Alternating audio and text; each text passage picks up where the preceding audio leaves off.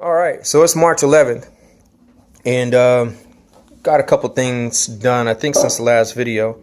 First and foremost is this rear deck, or on the sides anyway, the rear fender, is that I added that subtle line, kind of matched the front fender lips. Well, excuse me, front fender. It's really, really subtle. I mean, I blended this thing to where you won't even see it, but that panel still opens up, and which would be the air induction either for the turbos or intercooler, and it feeds all the way back here to the center of the tail light right there, or signal light.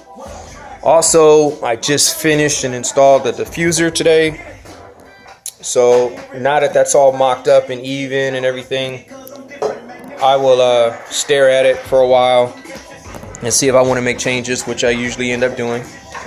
So I'm kind of happy about that. And I was actually designing that to be adjustable, so in the center right there it will be up for a little bit of more suction and downforce, and then I'll probably have another panel underneath that that'll drop down for lateral movement of air and for acceleration.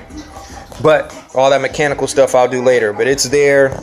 Right now I got downforce, so I ain't whatever.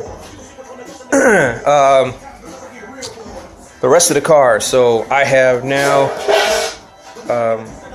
sealed the door up to the body. Get that on a wide angle real quick.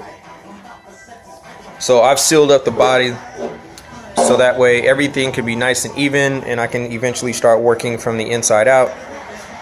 In other videos you've seen that hole in the door, and watch out, move Yahtzee. So you've seen this hole in the door. I sealed it from the top. I've taken measurements, so the idea now is to basically feed air from the radiator, or from up front. Here it goes in. There's going to be a backup here, so I figured to release pressure, I can literally funnel that air behind the brake and out through this door, and the car would be a gigantic wedge going through the air.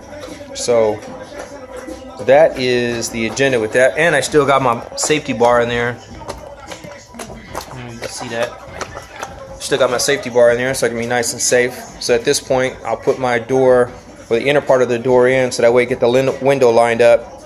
Once that's done, I'll start creating the, I don't know, I guess all the support and everything for that door to open up, but from the inside out, since I know everything measures up.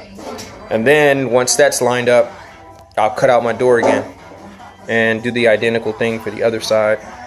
So at this point, I've done all my mock-up that I'm going to do. All my design stuff is done. The side skirt has to be cut, because I did cut that at a different angle. It's a little bit shorter now, so that way it matches up the design for the door. And so I have to cut that on the other side.